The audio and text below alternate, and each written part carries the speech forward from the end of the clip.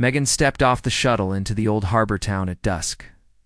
Sea fog moved like soft smoke over the street. Her backpack was light, and her heart was heavy. She came to fix a broken relay on the cliff station, but she also came to find calm after. A hard year in the pier stood a tall figure with silver skin. Her eyes shone like rain over stone. She wore a woven sash that looked like tidewater, the harbor lights. They painted her in gentle blue. Megan had seen hollows of the ocean kin, but never this. Klazith Alien had a soft voice like a low cello. "Greetings, human envoy," she said with a careful nod.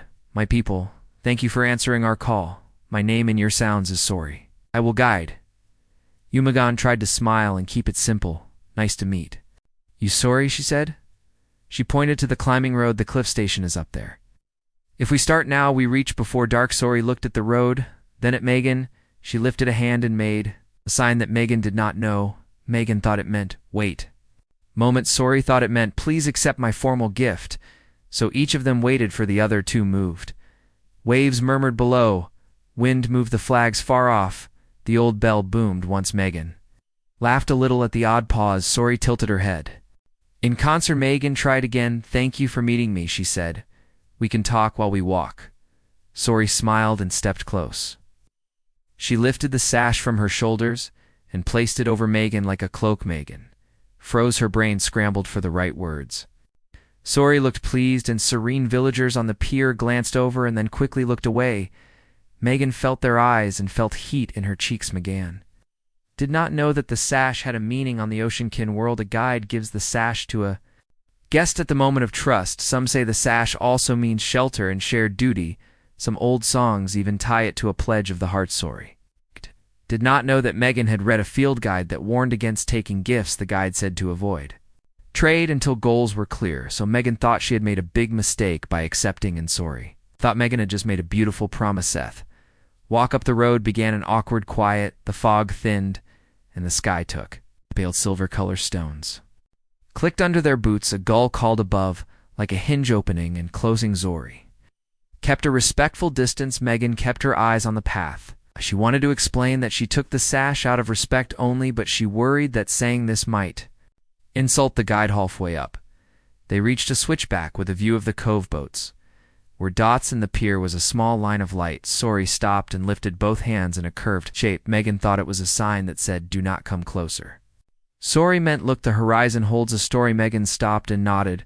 Sorry began to tell the tale of the first coming of humans to the sea world. She spoke of a storm that cracked the sky. She spoke of a raft of steel that fell into the cold water. She spoke of a woman who dove into the dark and lit a beacon with her own heat. Megan listened and felt the steady rhythm of the words. She could feel how much the Oceankin valued memory and courage. She thought of her own year and the many storms. Inside it, she held the sash closed for warmth and felt less alonithy. Reached the station at dusk. The relay tower stood against the sky like a thin tree. Panels were loose, and a long cable swung in the wind inside the door. The status board blinked with errors like a rash of small stars. Megan took a breath and moved into work mode. She spoke in plain steps, so Sorry could follow first. "We check the coil. Then we test the ground. Then we log the noise on the channel." Sorry watched with bright attention. She brought tools when Megan asked. She hummed a low melody that kept time while Megan tightened bolts. Megan found the coil scorched and the ground corroded. She nodded to herself and began the fixer. Looked around the room with quiet pride. The sash rested over Megan like a tide pool shadow. Sorry felt the ancient meaning rising in her chest. She must do right by the guest and keep the promise of the sash wind. Picked up a storm line formed over the open water. Megan checked the forecast. On the local array, pulse wind in 30 minutes, waves 9 feet, a hard front behind it. Megan felt a pinch of worry. The tower could take wind, but the old cliff road might not. She looked at Sorry and saw calm courage. She decided to finish the job and ride out the storm at the station. Sorry read the decision on Megan's face and read it as a deeper trust. She went to the galley and returned with a kettle and a small tin. She set water to warm and laid out a cup made of carved shell. Megan smiled and thanked her. She did not know the tea was for ceremonies of clarity. She drank and felt a soft focus settle in her mind. Sorry drank too. because she thought they shared a Vorain began like a soft drum roll.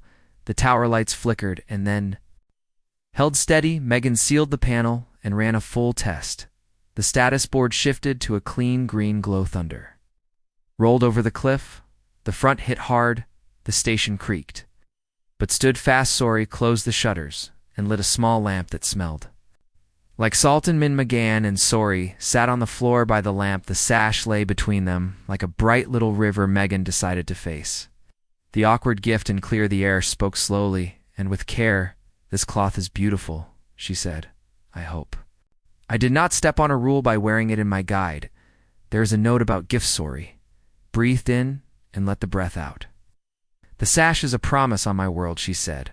"A promise to shelter and to walk together in hard weather. Some also use it as a pledge. Of the heart, but it can be a guide." Promise too. Megan blinked. Her mind raced through every look on the pier. She remembered the villagers. Turning away, she felt a wave of pure panic and then a rising need to be honest. Put her hand on the sash and looked at Sori. She spoke in plain words with no spin. She said she respected the Oceankin and wanted to learn. She said she had come here to repair the station and to repair her own courage. She said she feared making a wrong step and hurting someone. Sori listened with deep attention. She tilted her head and made a small spiral with her finger on the floor. That sign in her culture meant, "I hear you and I keep your words," but Megan thought it might mean a binding seal. Sori smiled softly. She said the gift can be a guide promise if that is what Megan wished. She said her people believed that the heart chooses in its own seasons. She said no pledge should ever be pulled. Like a net around Summy, and Megan felt air return to her lungs. She let out a laugh that sounded like rain on glass. Sori laughed too, and the sound bounced around the room like small bells. Storm went on. In the station held, they shared tea and told simple stories. Megan told of a teacher named Claire who helped her love circuits. She told of a dog named Pepper who never learned to fetch but learned to listen. Sori told of a tide pool that glowed in the dark when she was young. She told of a friend named Lauren who mapped songs in the shape of waves. She told of a day when an elder wrapped a sash around her and asked her to be a guideth. Night wore on. At last the thunder moved away and the wind softened. Megan checked the status board again. The green lights held steady like little stars that refused to give up. A soft knock sounded at the door. The villagers came with a basket of warm bread and fruit.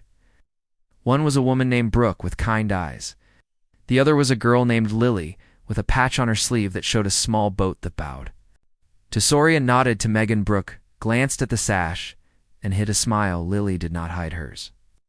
She whispered to Brooke, and both of them giggled and slipped the basket onto the table. Megan felt her face grow warm again. She thanked them and tried not to overthink the smiles. Sori thanked them in the sea language and added, blessing that sounded like water over smooth. Stone's door closed and the room felt quiet and gentle. Megan broke the bread and passed a piece to Sori. Sori passed the fruit back to Megan, and in the passing they both began to relax into a simple truth. Had built a bridge by mistake, and also on purpose. Morning arrived pale and clean. The cove shone under new sun. The tower hummed with a sound like a safe harbor. Megan stood on the cliff edge and drew a long breath. Sori came to stand beside her. She pointed to the water where dolphins traced soft arcs. She taught Megan a new sign with her hands. It meant joy shared without price. Megan taught Sori a sign from her hiking trips. It meant I see the path and I am not alone on it. Sori repeated the shape and smiled. Megan smiled too and felt the worry. Strainawaithe walked down the cliff road together. Villagers waved as they passed. Megan waved back with a Shai's. Sori carried the kettle and the empty tanat. The pier, a small crowd waited. Brooke and Lily stood at the front. A choir of Oceankin elders hummed a slow, bright chord. Someone had strung lines of shells between posts. Megan looked at Sori. In sudden alarm, she feared this was a wedding of some kind. Sori laughed in soft surprise and shook her head. She explained that the elders had called for a thanks circle. Thanks circle was a simple ring of voices after a night when danger passed. No vows were made and no bonds were carved, only words of praise for courage and for staying calm and hard. Whether Megan felt relief flutter, she laughed and felt tears as well. Sori lifted a corner of the sash in a light, airy gesture. It meant humor. Found and fear releaseth circle, began elders. Spoke of the station and the storm. They thanked Megan for the repair and for the way. She listened. They thanked Sorry for the guidance and for the tea of clarity. Brooke stepped forward and spoke her thanks in plain harbor words. Lily held up a small flag she had sewn on the cloth. She had drawn the tower in a wave, and two hands making the new sign that meant joy shared without price. Imogen felt a full warmth inside. She looked at S.